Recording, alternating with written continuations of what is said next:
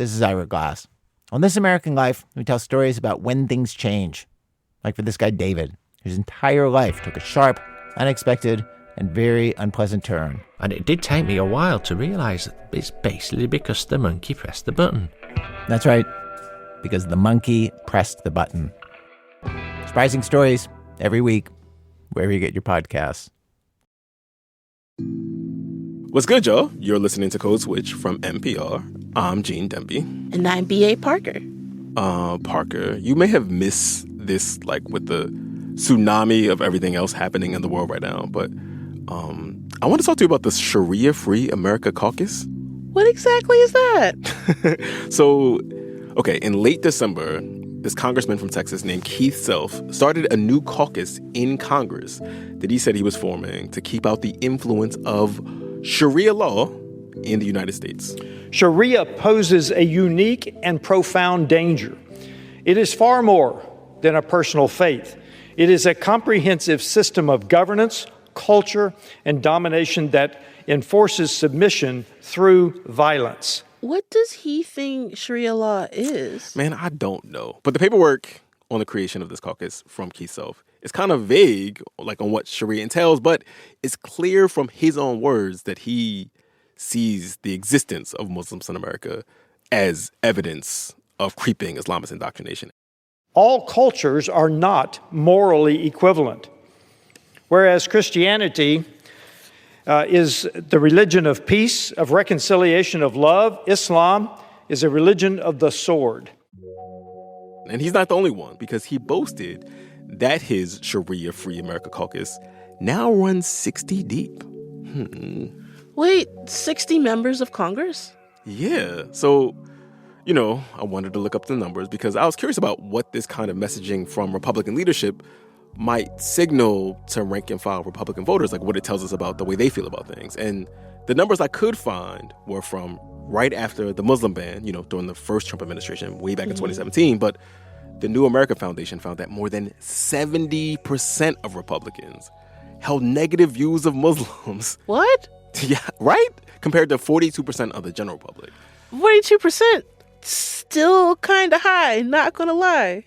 Yeah, it's not great. But, I mean, suffice it to say, not liking Muslims is now like a unremarkable position, maybe even an expected position for Republicans to hold. And that's coming from the top down.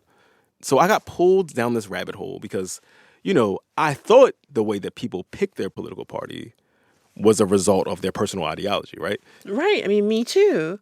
You have a bunch of views on policies or the way you think the country should work, and then you pick whether the Republicans or the Democrats match up most closely with that. Yeah, that's the way I think most of us think this works. But people who study political behavior are like, nah, that's actually completely backwards. They say we generally tend to take on our party identifications from, you know, the folks around us, whether that's our parents or our neighbors or our friends, the people at our churches or mosques, whatever, right? And then we match our politics to those of the party we belong to. Okay, so here's a good example. Like, so polls showed that at one point, the majority of Black Americans were opposed to same-sex marriage. And that was true right up until support for same-sex marriage became the official position of the party, you know, during Barack Obama's second term in the White House. And so not too long after that happened, when they asked Black people again about how they felt about same-sex marriage, majorities of Black folks said they supported it.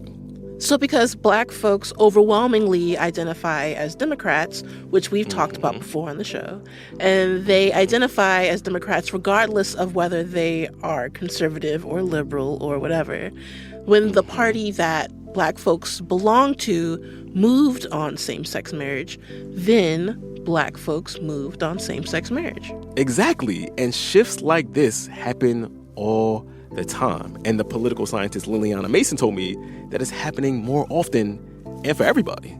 There was a time when our party was a thing that we voted for, and, you know, we felt psychologically connected to the party. If the party wins, we feel good. If the party loses, we feel bad. But there's still all these other parts of our identity that we have that are linked to our, you know, sense of self-esteem and our place in the world.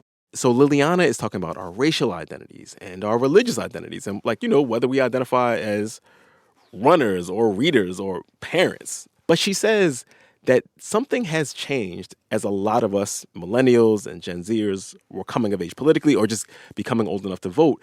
She says that we are now living in an age of what she calls mega identity. What's happened in the U.S. over the last many decades is that these really important identities, like racial and religious identities, have become associated in our minds with our party identity. So when we go vote in an election, we're not just feeling like our party wins or loses. We're feeling like our party and our racial group and our religious group and all these big parts of what makes us who we are, all of those things get wrapped up in the outcome of the election also.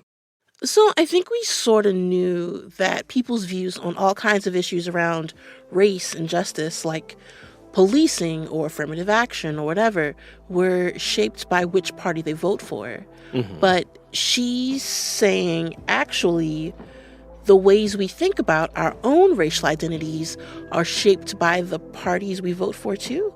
Yes. And she said that this thinking is warping our politics in all kinds of really consequential ways. Like, it's created these conditions where, if you're a rural voter, you are expected to say, I don't know, hate gender-neutral bathrooms. Or, dozens of legislators from one party can form an anti-Muslim caucus. And that's just like how things work now. And so that's what we're getting into today on Code Switch. What happens when our political party becomes the prism through which we see every other aspect of our identities?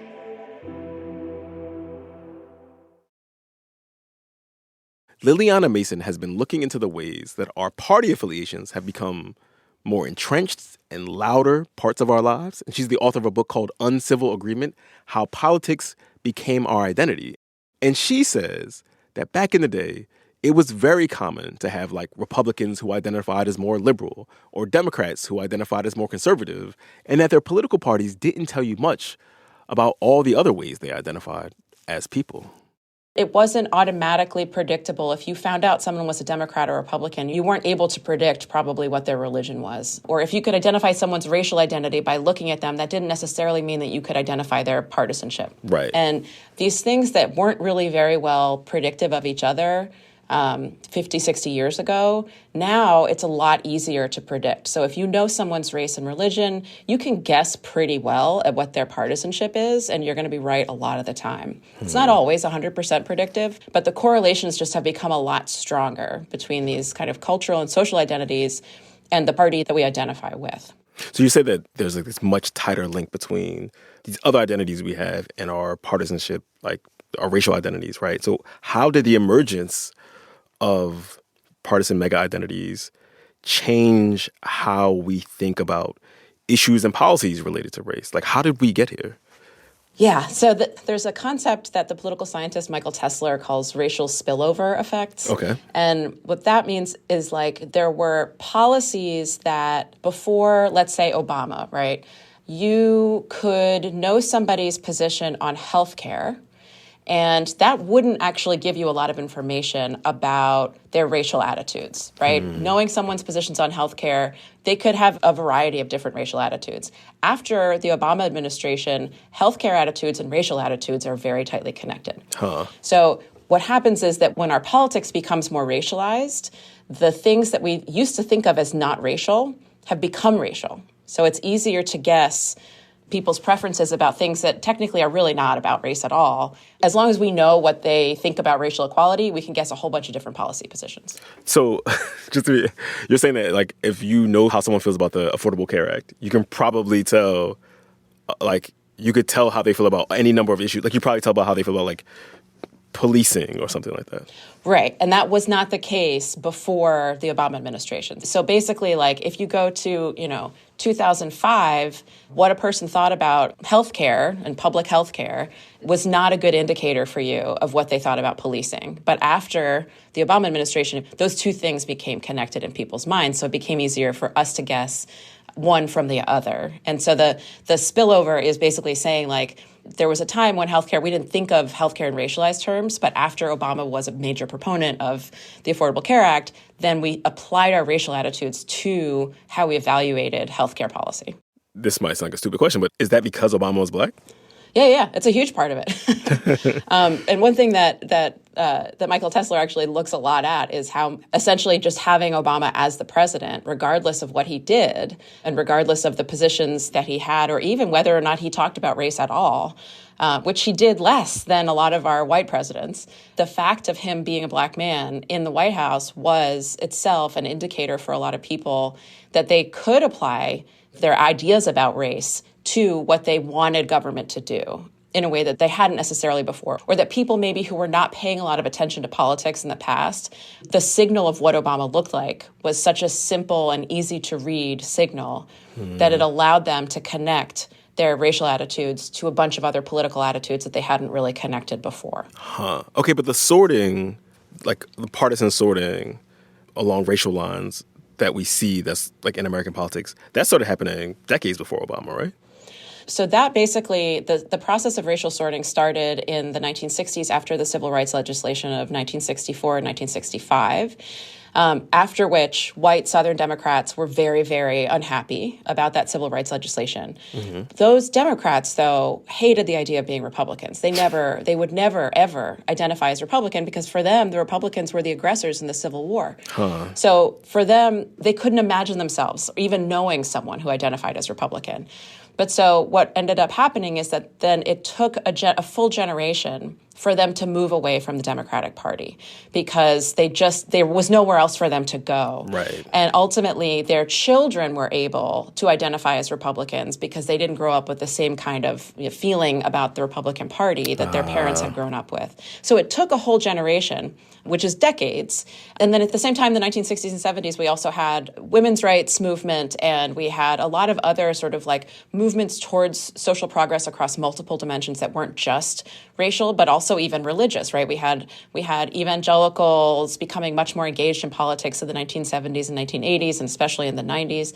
And so all of this period was people kind of looking at politics through new lenses and thinking about like, well, if I am this identity, then which party do I belong in? Because in the 1950s, for example, those things were not very clear to people. It wasn't clear based on your social identities which party you should be in. Yeah, we were talking about this on our team the other day, but like in the 60s, even the 70s, you had people like George Romney, Mitt Romney's dad, who was the governor of Michigan, and who was like the person behind the Fair Housing Act, right? He was like one of the people who was saying our housing system is racist and we need to do something about it on a national level. He was a Republican, right? Yeah. Like there were liberal Republicans at the time. Right, and we had Strom Thurmond, right? He's saying it's Strom Thurmond, right? The two party, and this is like one of the craziest things is that in 1950, the American Political Science Association like put out a letter to the country saying we need our parties to be more different from each other. They're too similar. They're not giving the people a clear choice, and so if we don't give people clear options to choose between, then this isn't even really a very good democracy because there's nothing to choose from. And so they were actually advocating more polarization in 1950 because they thought that the parties were too similar. Be careful what you ask for, political scientists. I know. And it's funny also because the sort of constellation of things that we think of like these are Democratic values and these are Republican values are not even things that like neatly align. Like they don't there's no reason that if you're a white evangelical, that you also need to be like a dogged supporter of the free market, you know what I mean? Or like of just like unregulated capitalism. Those things don't necessarily need to go hand in hand, but they do. No. Yeah. Well, they do because we're packaging them so well now. Right. And the other thing is that like the way that our politicians talk to us is more of a kind of full narrative storytelling way of explaining things. And so when they tell us that this is what we believe, that we as in our party, we believe this, then people kind of go along with it. And in fact, there's been political science experiments where people have kind of reversed the positions of the parties and presented them to people, and they just randomly say this is either the Democrats' position or the Republicans' position. People always choose the policy that is associated with their party, even if they would have disagreed with that policy if you just do it without any party labels at all. That's bananas. That is bananas. Wow. Yeah, and actually the funny thing is in that experiment, you ask them, what influence did your party's position have on your opinion about this policy? And everybody says, no. I was not influenced at all by my party. And then we say, do you think other people are influenced by their party? And they say, yeah, definitely. Most people are definitely influenced by their party's position, but I'm not me. I'm not me. Yeah. That's some other group. So wait, it sounds like you're saying that the mega identity is this thing that is working in people's like self-concepts, even as they don't understand the way that they themselves have this mega identity. Yeah. I mean, this is one of the insidious things about, political psychology is that we're all actually influenced by the same things. I mean, we're all people. And every single one of us thinks that we are, completely independent, logical, rational thinkers. But every human is influenced by group cues, right? It is really important for us to feel like we are connected to our groups, and we will actually change our positions to feel connection with our groups rather than not change our positions and feel in conflict with our groups, because we really need that association. That is fascinating. I mean, to sort of bring this back to like our partisan moment, right? Yeah. Essentially, you have Republicans viewing beating Democrats as like the most important thing, and Democrats beating Republicans feeling like that's the most important thing. It's like the primary goal for people who have strong partisan identifications. And that's true even when they have shared mutual interests and they see, I guess, differences between sort of policy preferences as greater than they actually are because of this like identity they have, right? Like even when the parties are not far apart on things, people see them as more dramatically, just have greater disparities between the positions of the parties. Right. We overestimate the extent to which people in the other party are extreme in their policy preferences. We overestimate the extent to which people in the other party are socially different from us. So people assume that the Democratic Party is like 60% Black. And it's like, the truth is that it's like 25%. Republicans assume that about Democrats. Democrats assume that Republicans are like 60% wealthy people making over $250,000 a year. And it's actually 2%. And so we create these social categories of people in the other party that are overrepresenting groups that we think we dislike. And also overrepresenting the extent to which those groups actually are making up those parties. And we think that most people in the other party are extreme on policies that we care a lot about. Like, I mean, really important policies like abortion or gun control or policing. Like, we assume that people in the other party disagree with us more than they do. And in fact, in government, yes, there is extreme polarization in terms of our elected officials, but the vast majority of Americans are actually not very extreme in most of their policy preferences.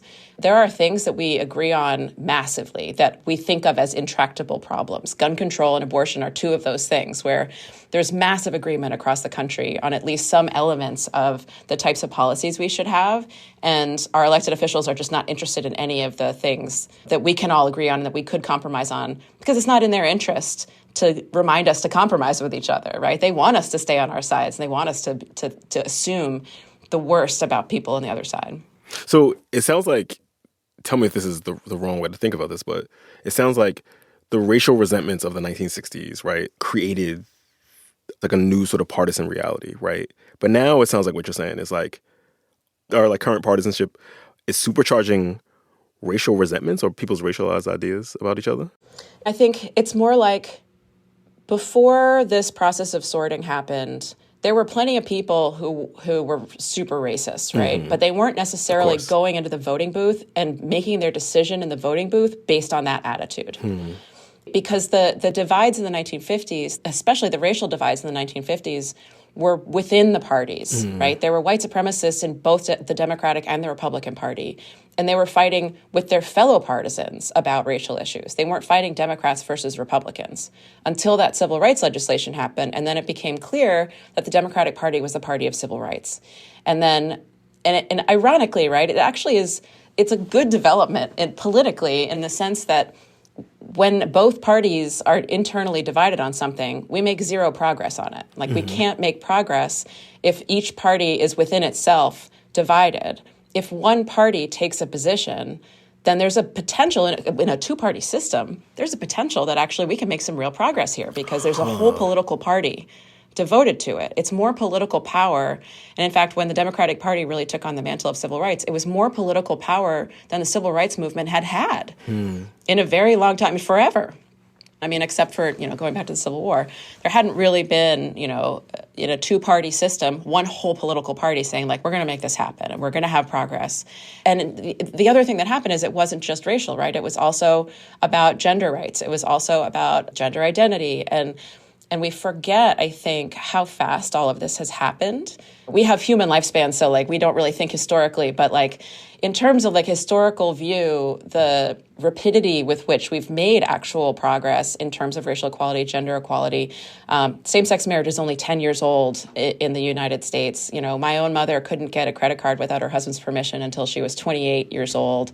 The protests of the summer of 2020 were the biggest and most racially diverse protests on behalf of civil rights we've ever seen. There was certainly a backlash to that. But the amount of progress that we've seen has been remarkable. And what we're living through, I think, is really the two parties taking opposite sides on whether we want to keep making this type of social progress or whether we want to go back in time to a period when the traditional social hierarchy was sort of white Christian straight men at the top of at the default top of the hierarchy, you know, was the way that everything kind of was structured and everyone knew what to expect and quote unquote knew their place. And that has become the divide between the parties. And so all these identities are roped in with that political argument that we're having. Like, I don't want to make it sound like the fact that the Democratic Party has kind of taken this one position and the Republican Party has taken the other is necessarily all bad, right? It has allowed a lot of progress to occur. That is really fascinating. I mean, okay, so we're talking about coalescing around certain ideas around race, but it wasn't that long ago that, like,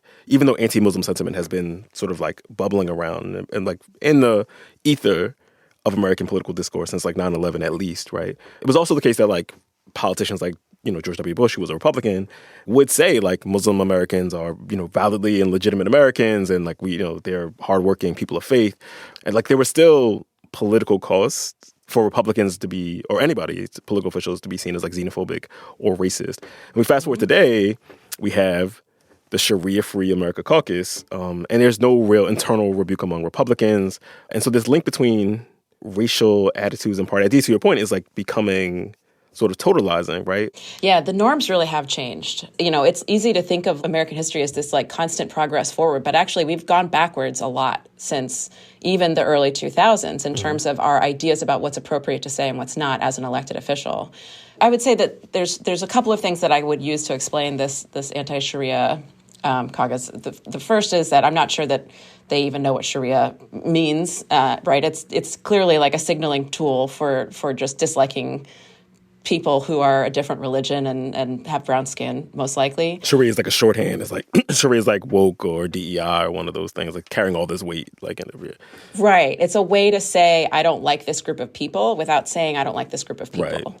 Right. So there is still some norm there, right? But in fact, one thing that we've actually been seeing is that some elected officials have been really being explicitly anti-Muslim. But one thing that we have seen is that the makeup of the Republican Party has also shifted.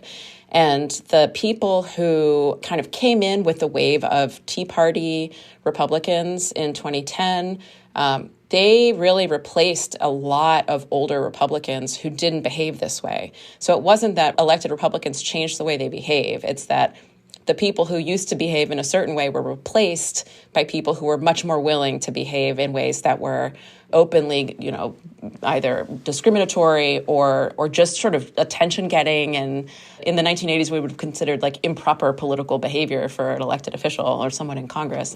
1994, Newt Gingrich helped this a lot because he put out a memo called the GOPAC memo where he taught the new freshmen who had come into Congress in 94, which was the first class of that had a Republican majority in the House for 40 years. Right. And he taught them how to speak the way he spoke. So the memo was called How to Speak Like Newt. And this included calling Democrats names like, you know, like evil, cancer, vile. And then when they talked about Republicans, they should say family and home. And that was almost a permission slip to teach elected officials that you can use insults, you can use bad words to talk about your political opponents. That hadn't really been considered professional behavior before that. And the Tea Party class, the Freedom Caucus, came in and kind of accelerated all of that. And in fact, in my own research, I've actually found that in the electorate, Trump sort of finished this process by attracting people to vote for Republicans. So this is just regular voters who, before Trump was around, were not really identified with either party. But one thing they had in common was that they really just didn't like a bunch of traditionally marginalized groups, including Black Americans, Latinos, Muslims, and LGBT people. And the people who didn't like those groups in 2011, before Trump was a major political figure, those people became Trump fans when Trump showed up on the scene. And he brought them into the party in a way that actually made them a larger portion of the electoral base of the Republican Party. Whereas there's always been this part of the Republican electorate that was sort of, intolerant and fringy, but the sort of leadership of the party had always thought like, well, we can keep this under wraps. Like, this is just like the weird cousin that we kind of need to have invite to Thanksgiving, but like we don't need to do everything they want to do. Trump invited enough people who shared those views into the Republican Party that they became the majority, particularly in like primary elections for Republicans. And so that supercharged the progress of electing more and more people who were motivated by this type of animosity and who were really willing to say these things out loud that previous elected officials weren't willing to say. I'm curious about the other side of this now, which is like, what does the emergence of mega identity mean for the millions of people who don't belong to either party? Now, I'm thinking of people who are unaligned, but who do have ideological priorities. So, like, what does this mega identity stuff mean for them when they feel like it's because I'm a lefty or I'm a really progressive person that I can't vote for Democrats because they don't take up any of the causes that I care about? Yes, so there's a couple of things. One is that the people who call themselves independents, the vast majority of them, they tend to behave like partisans. Like, they'll vote the same way in every election, but they don't want to be associated with one of the two parties for a number of different reasons. Right. And that could be individual psychological reasons, but that it could also be that they don't share the same identities that are sort of like the main identities that the party holds. So, this is also easier for Republicans, because for Republicans, the set of identities is like white, Christian, rural, male. Those are the sort of traditionally high status identities are the Republican Party's social identities. And Democrats end up being sort of everyone else.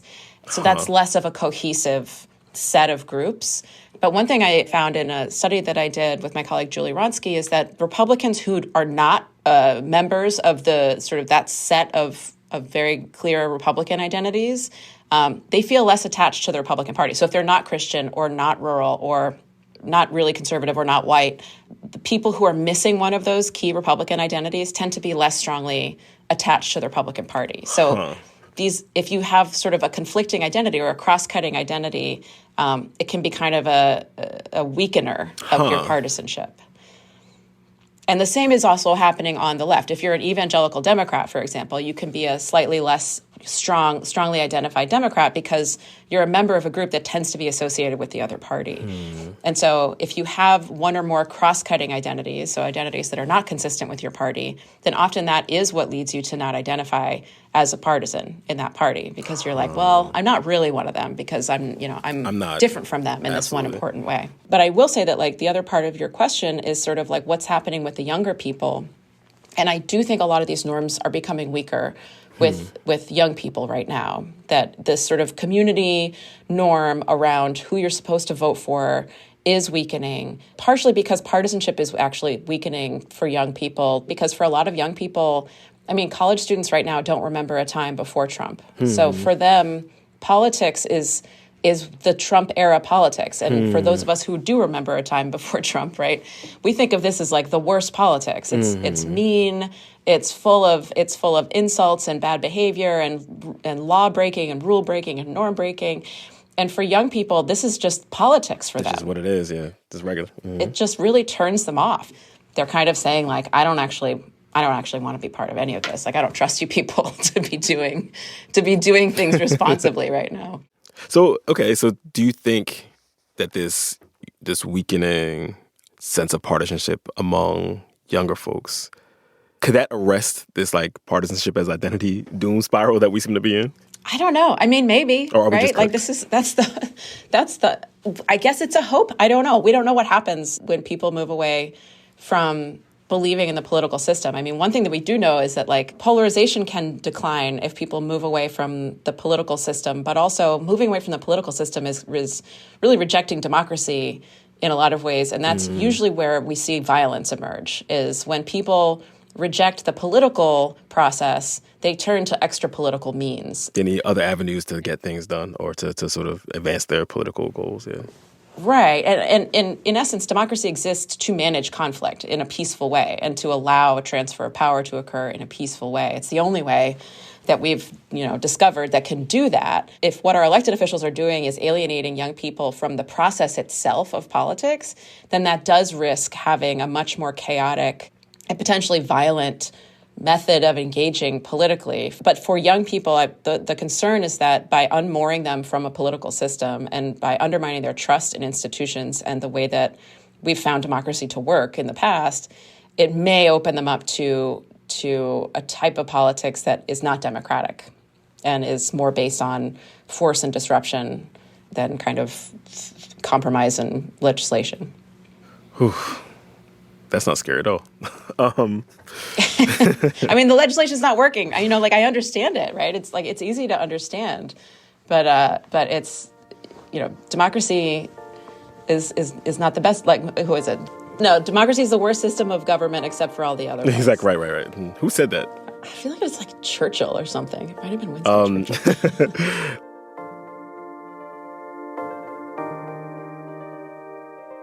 Lilliana Mason is a political scientist at Johns Hopkins University and the author of Uncivil Agreement, How Politics Became Our Identity.